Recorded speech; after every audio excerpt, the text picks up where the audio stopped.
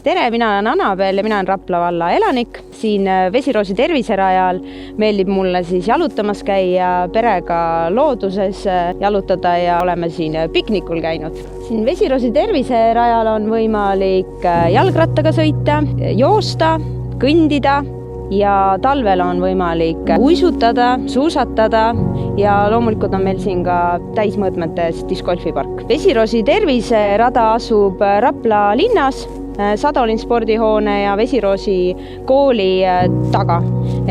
Siin on olemas spordipark ja samas on siin ka selline mõnus looduspark, kus on näha voolavat vett ja kopra tehtud skulptuure. Siin on kõik ühes, on võimalik loodust nautida, samas sportida.